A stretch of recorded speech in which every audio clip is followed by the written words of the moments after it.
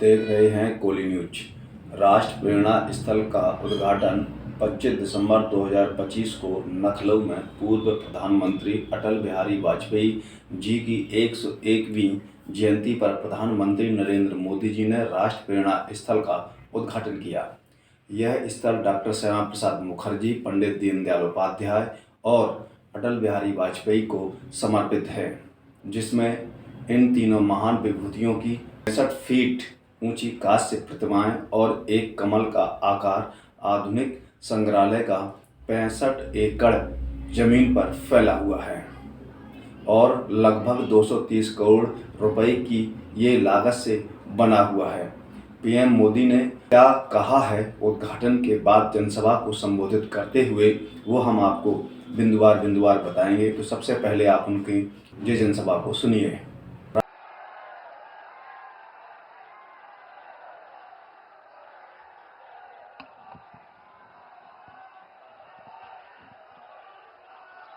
भारत माता की, भारत माता की, भारत माता की।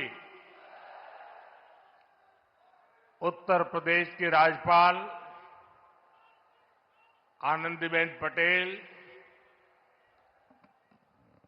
यहां के लोकप्रिय मुख्यमंत्री योगी आदित्यनाथ जी, केंद्रीय मंत्रिमंडल में मेरे वरिष्ठ सहयोगी और लखनऊ के सांसद रक्षा मंत्री राजनाथ सिंह जी, यूपी भाजपा के अध्यक्ष और केंद्र में मंत्रिपरिषद के मेरे साथी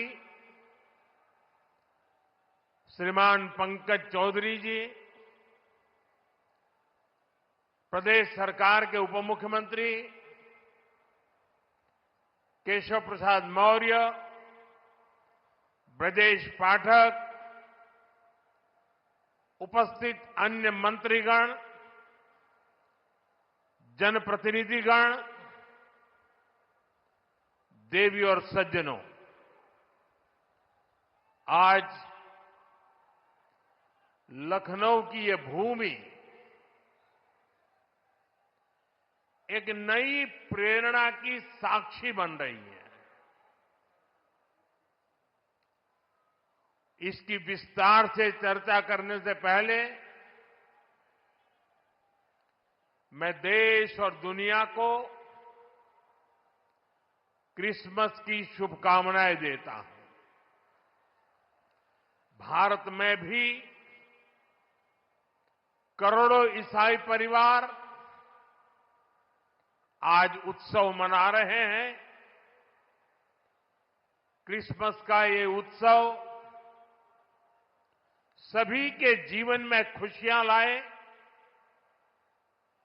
ये हम सभी की कामना है। साथियों, 25 दिसंबर का ये दिन देश की दो महान विभूतियों के जन्म का अद्भुत सुयोग लेकर भी आता है। भारत रत्न अटल बिहारी वाजपेयी जी,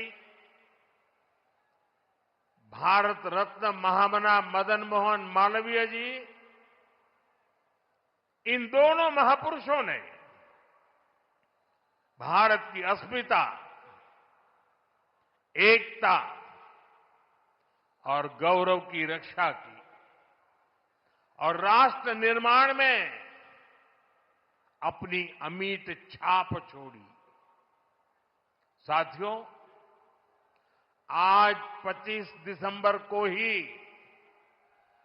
महाराजा बिजली पासी जी की भी जन्म जयंती है।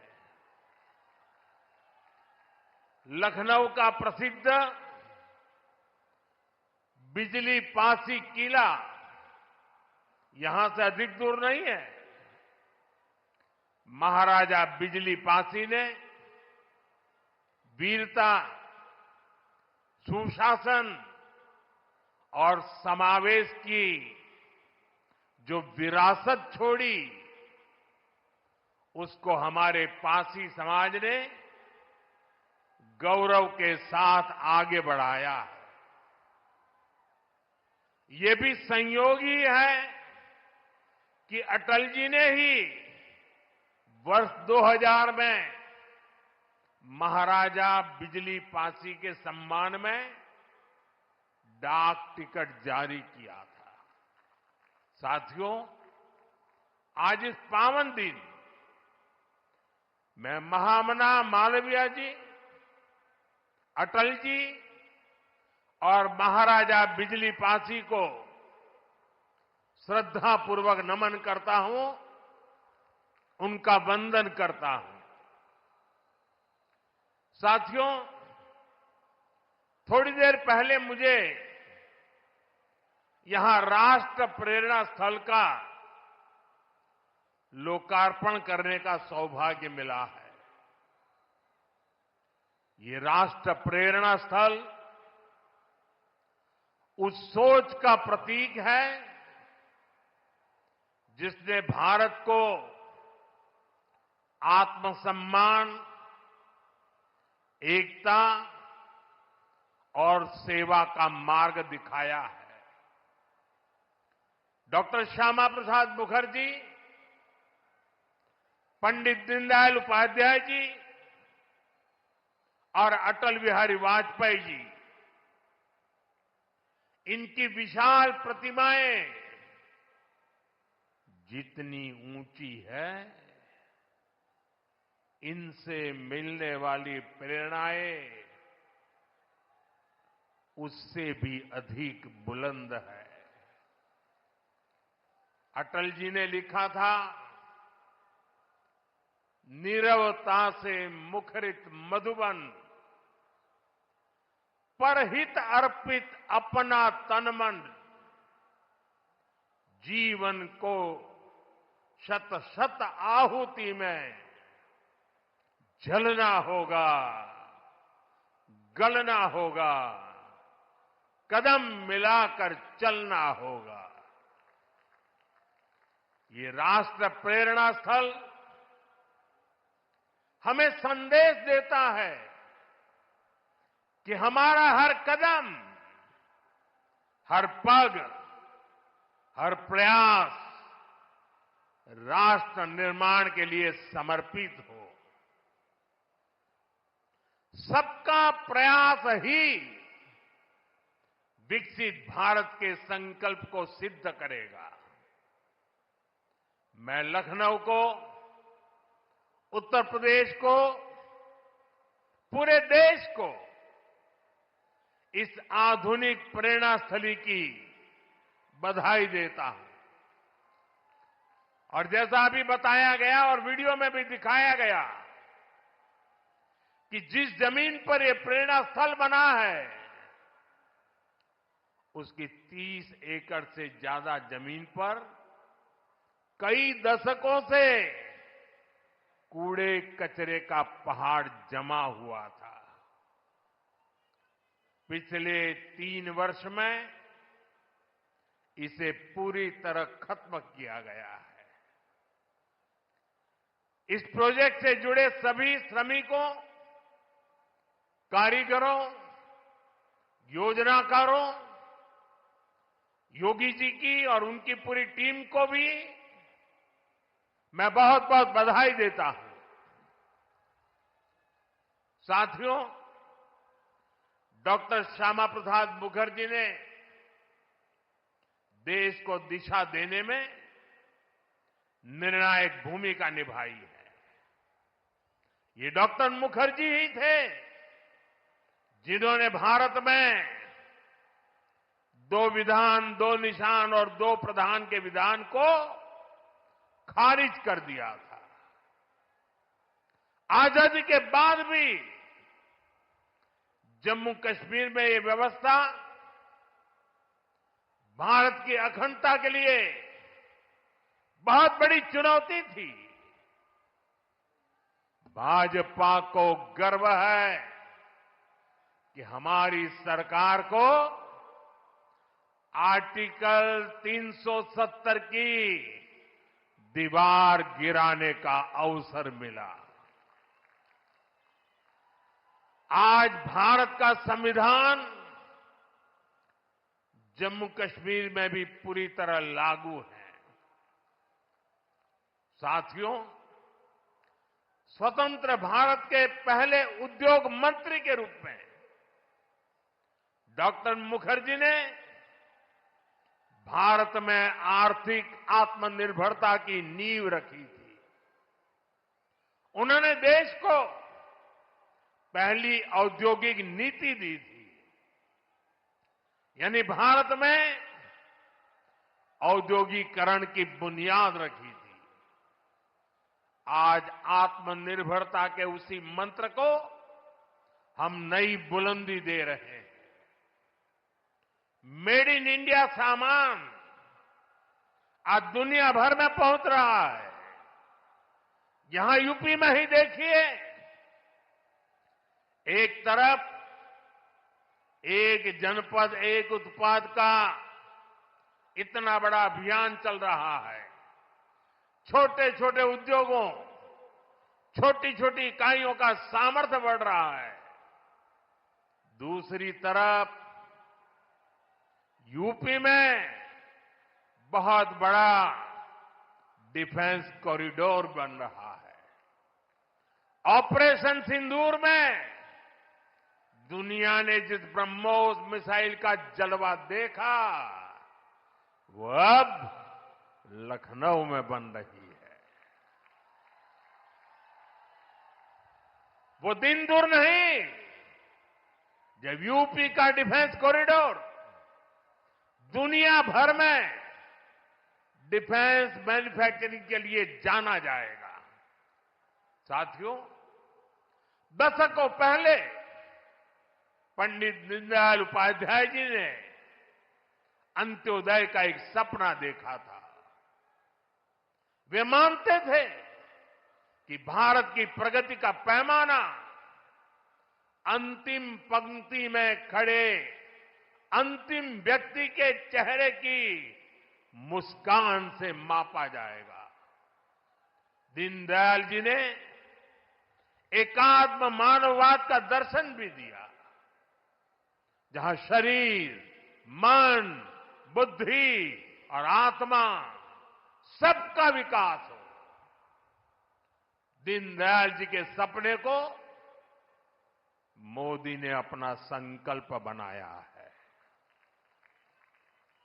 हमने अंत्योदय को सैचुरेशन यानी संतुष्टिकरण का नया विस्तार दिया है। सैचुरेशन यानी हर जरूरतमंद, हर लाभार्थी को सरकार की कल्याणकारी योजनाओं के दायरे में लाने का प्रयास। जब सैचुरेशन की भावना होती है तो भेदभाव नहीं होता, और यही तो सुशासन है, यही सच्चा सामाजिक न्याय है, यही सच्चा सेकुलरिज्म है। आज जब देश के करोड़ों नागरिकों को बिना भेदभाव पहली बार पक्का घर, शौचालय, नल से जल, बिजली और गैस कनेक्शन मिल रहा है, करोड़ों लोगों को पहली बार मुफ्त अनाज और मुफ्त इलाज मिल रहा है, पंक्ति में खड़े अंतिम व्यक्ति तक पहुंचने का प्रयास हो रहा है, तो पंडित दीनदयाल जी के विजन के साथ न्याय हो रहा है। साथियों, बीते दशक में करोड़ों भारतीयों ने गरीबी को परास्त किया है, गरीबी को हराया है। ये इसलिए संभव हुआ क्योंकि भाजपा सरकार ने जो पीछे छूट गया था उसे प्राथमिकता दी, जो अंतिम पंक्ति में था उसे प्राथमिकता दी। साथियों, 2014 से पहले करीब 25 करोड़ देशवासी ऐसे थे जो सरकार की सामाजिक सुरक्षा योजनाओं के दायरे में थे। 25 करोड़। आज करीब 95 करोड़ भारतवासी इस सुरक्षा कवच के दायरे में है। उत्तर प्रदेश में भी बड़ी संख्या में लोगों को इसका लाभ मिला है।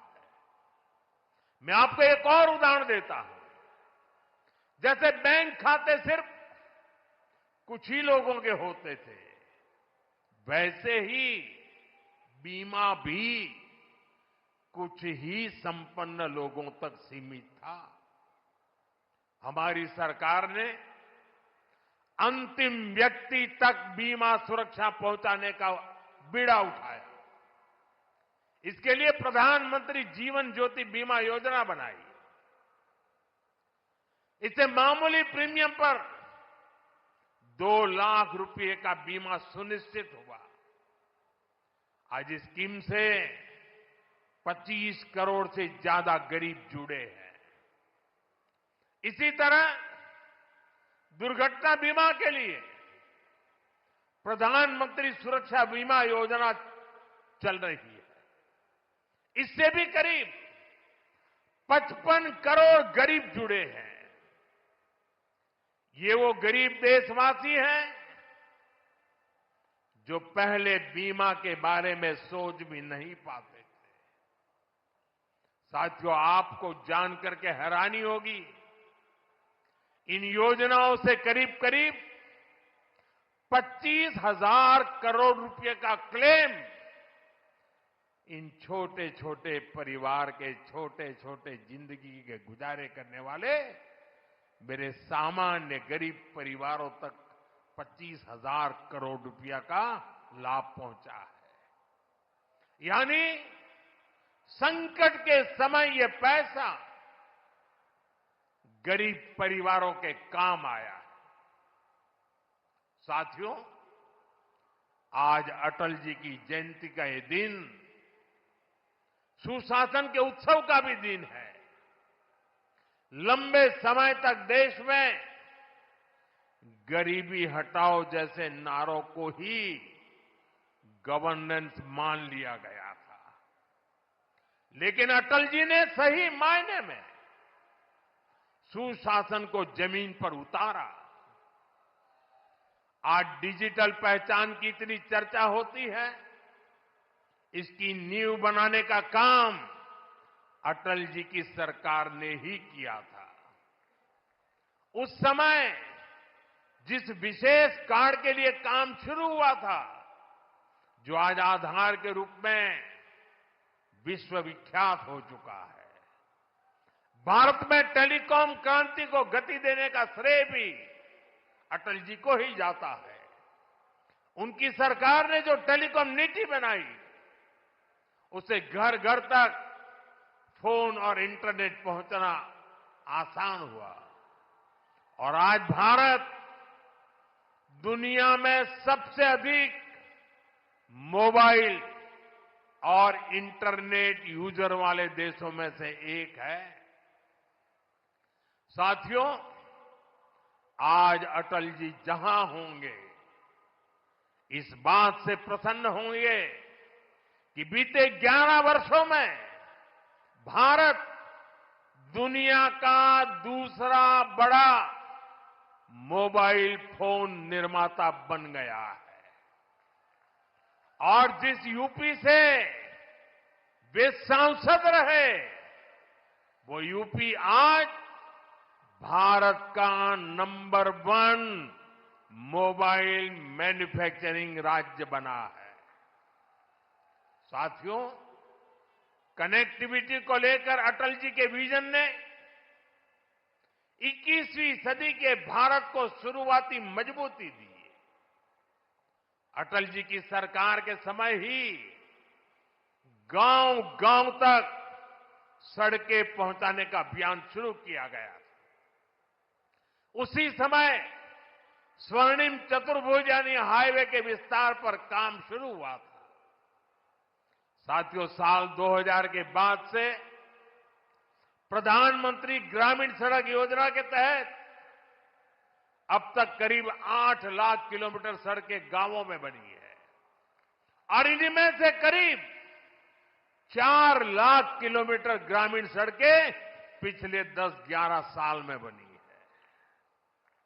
और साथियों, आज आप देखिए, आज हमारे देश में अभूतपूर्व गति से एक्सप्रेसवे बनाने का काम कितनी तेजी से चल रहा है। हमारा यूपी भी एक्सप्रेसवे स्टेट के रूप में अपनी पहचान बना रहा है। वो अटल जी ही थे जिन्होंने दिल्ली में मेट्रो की शुरुआत की थी।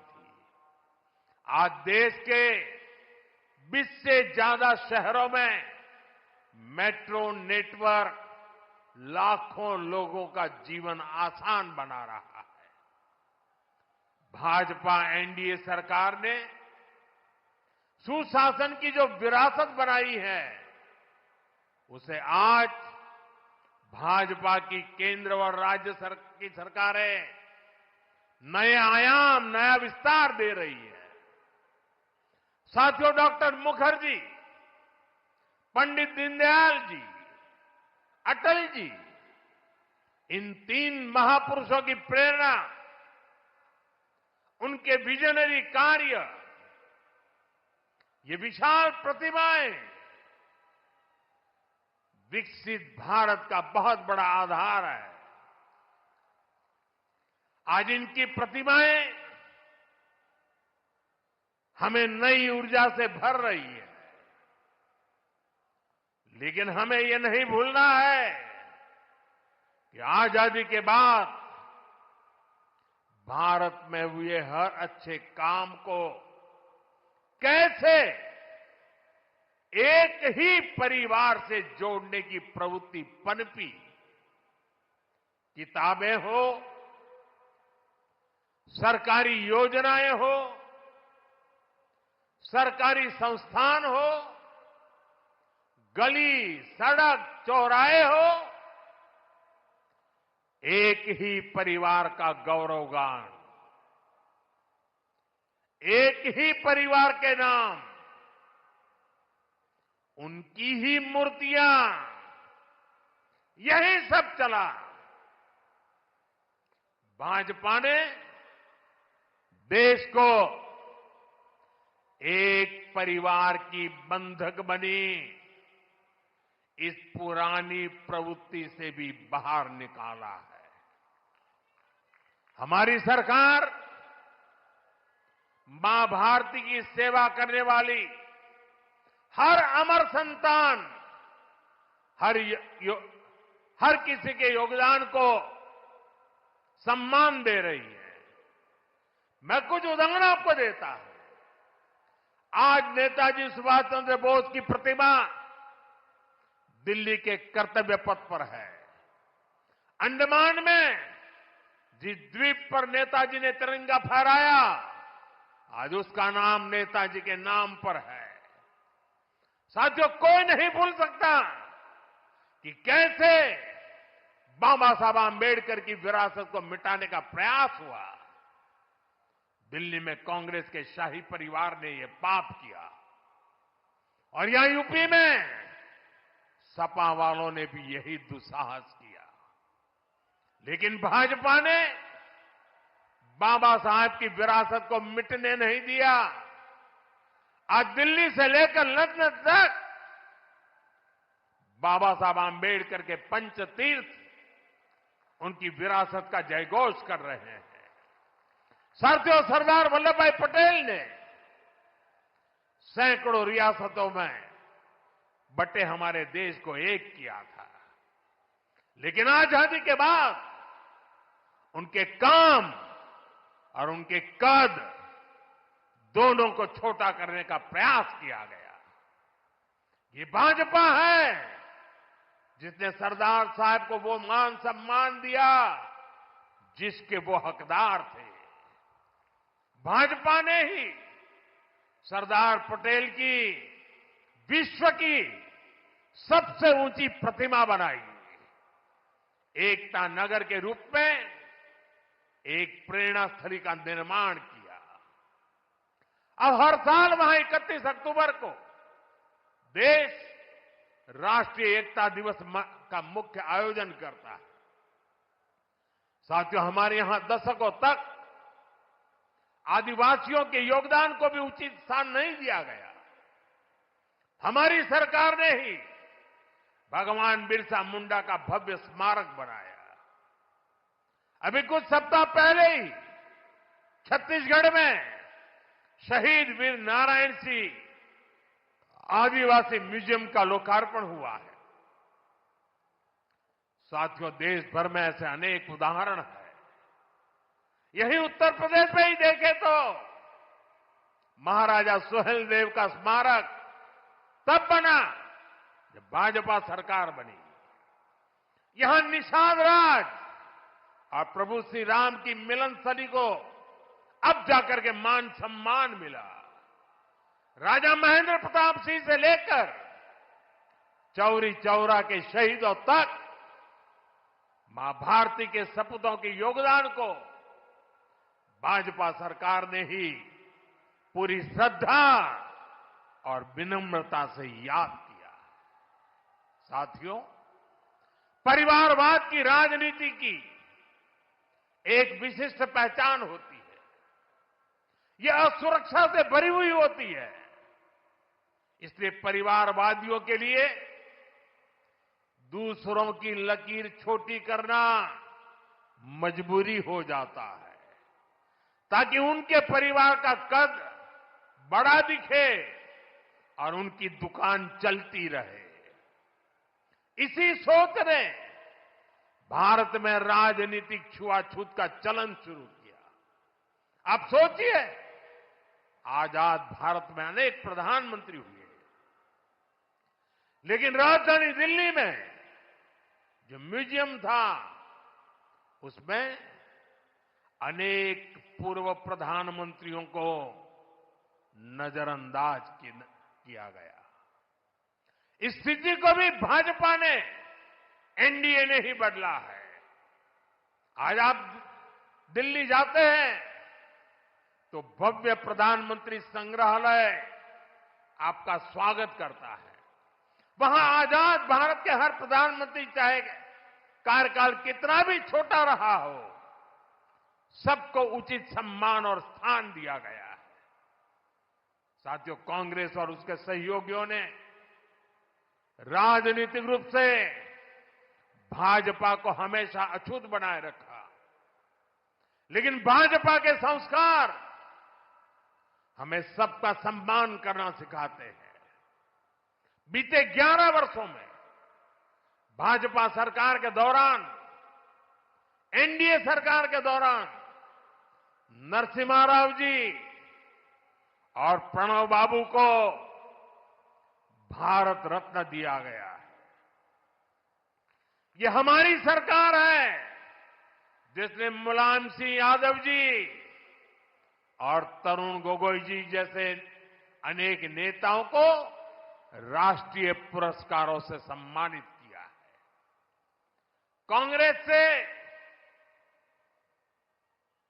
यहां समाजवादी पार्टी से कोई भी ऐसी उम्मीद तक नहीं कर सकता। इन लोगों के राज में तो भाजपा के नेताओं को सिर्फ अपमान ही मिलता था। साथियों, भाजपा की डबल इंजन सरकार का बहुत अधिक फायदा उत्तर प्रदेश को हो रहा है। उत्तर प्रदेश 21वीं सदी के भारत में अपनी एक अलग पहचान बना रहा है और मेरा सौभाग्य है कि मैं यूपी से सांसद हूं। आज मैं बहुत गर्व से कह सकता हूं कि उत्तर प्रदेश के मेहनत कश लोग एक नया भविष्य लिख रहे हैं। कभी यूपी की चर्चा खराब कानून व्यवस्था को लेकर होती थी, आज यूपी की चर्चा विकास के लिए होती है। आज यूपी देश के पर्यटन मानचित्र पर तेजी से उभर रहा है। अयोध्या में भव्य राम मंदिर, काशी विश्वनाथ धाम, ये दुनिया में यूपी की नई पहचान के प्रतीक बन रहे हैं। और राष्ट्र प्रेरणा स्थल जैसे आधुनिक निर्माण उत्तर प्रदेश की नई छवि को और अधिक रोशन बनाते हैं। साथियों, हमारा उत्तर प्रदेश सुशासन, समृद्धि, सच्चे सामाजिक न्याय के मॉडल के रूप में और बुलंदी हासिल करे, इसी कामना के साथ आप सभी को फिर से राष्ट्र प्रेरणा स्थल की बधाई। मैं कहूंगा, डॉक्टर श्यामा प्रसाद मुखर्जी, आप कहेंगे अमर रहे, अमर रहे। मैं कहूं पंडित दीनदयाल उपाध्याय जी, आप कहें अमर रहे, अमर रहे। मैं कहूं अटल बिहारी वाजपेयी जी, आप कहें अमर रहे, अमर रहे। पंडित श्यामा प्रसाद मुखर्जी, श्यामा प्रसाद मुखर्जी, श्यामा प्रसाद मुखर्जी, पंडित दीनदयाल जी, पंडित दीनदयाल जी, पंडित दीनदयाल जी, अटल बिहारी वाजपेयी जी, अटल बिहारी वाजपेयी जी, अटल बिहारी वाजपेयी जी, भारत माता की वंदे वंदे। बहुत बहुत धन्यवाद। राष्ट्र प्रेरणा स्थल सोच का प्रतीक है, जिसने भारत को आत्म सम्मान, एकता और देश का सेवा मार्ग दिखाया है। यहाँ जितनी भी ऊंची ये प्रतिमाएं, उनमें से मिलने वाली कहीं ज़्यादा ऊंची है। उन्होंने अटल बिहारी वाजपेयी, श्यामा प्रसाद मुखर्जी जी और पंडित दीनदयाल उपाध्याय जी के योगदान की सराहना की और आगे कहा, कांग्रेस ने भी परिवारवाद पर हमला बोलते हुए कहा कि पहले एक परिवार की मूर्तियां और योजनाएं ही होती थीं। सरदार पटेल और बाबा साहब अम्बेडकर जैसे नेताओं का योगदान कम करने की कोशिश की गई है। यहाँ कांग्रेस ने स्पष्ट आरोप लगाया है कि भाजपा के द्वारा महान आत्माओं का भी अपमान हुआ है। अनुच्छेद 370 हटने पर गर्व जताया। हमारी सरकार को 370 की दीवार गिराने का सौभाग्य मिला। यूपी की डबल इंजन सरकार की तारीफ की और विकास कार्यों का भी जिक्र किया। प्रधानमंत्री नरेंद्र मोदी जी ने क्रिसमस की शुभकामनाएं दी और महाराजा बिजली पासी व मदन मोहन मालवीय को याद किया। इसके साथ ही उन्होंने और कहा कि विरोधी दल की प्रतिक्रियाएं उद्घाटन से पहले और बाद में मुख्य रूप से दो तरह की आलोचनाएं सामने आईं। विरोधियों ने जिस तरह से प्रदर्शन किया, अपनी प्रतिक्रियाएं दी, उनमें से AIMIM नेता सैयद आसमी वकार ने इसे प्रेरणा स्थल नहीं, पांडा स्थल कहा। आरोप लगाया कि 3 प्रतिमाएं ब्राह्मण महापुरुषों की हैं, जबकि 96% आबादी पिछड़े दलित के किसी महापुरुषों की मूर्ति नहीं है। समाजवादी पार्टी ने कहा कि यहाँ PDA, पिछड़ा, दलित, अल्पसंख्यक के महापुरुषों की मूर्तियाँ भी लगनी चाहिए थी। ऐसा समाजवादी पार्टी की ओर से बयान आया है और उन्होंने कहा कि ये सरासर महान लोगों का अपमान है। कांग्रेस नेता पवन खेड़ा ने PM के परिवारवाद वाले बयान का जवाब देते हुए कहा कि भाजपा के अपने ही हीरो नहीं हैं, इसलिए पुराने नेताओं का सहारा ले रही है। कुल मिलाकर उद्घाटन एक बड़ा राजनीतिक आयोजन रहा, जिसमें भाजपा ने अपनी विचारधारा को अच्छा किया, जबकि विरोधियों ने इसे जातिगत आधार पर पक्षपाती बताया है। आपने इस खबर को सुना। आप अपनी राय कमेंट बॉक्स में जाकर जरूर रखें, जिससे आपकी प्रतिक्रिया देश के सामने आ सके। अभी तक आपने हमारे चैनल को सब्सक्राइब ना किया हो तो सब्सक्राइब बटन पर क्लिक करें, साथ ही बेल आइकन पर भी प्रेस करें, जिससे कि हमारी पढ़ने वाली प्रत्येक खबर का नया नोटिफिकेशन सबसे पहले आपको प्राप्त हो सके। मैं मुकेश कोरी आपसे फिर मिलूंगा एक नई सच्चाई के साथ। तब तक के लिए आपको नमस्कार। जय हिंद, जय भारत, जय संविधान, वंदे मातरम।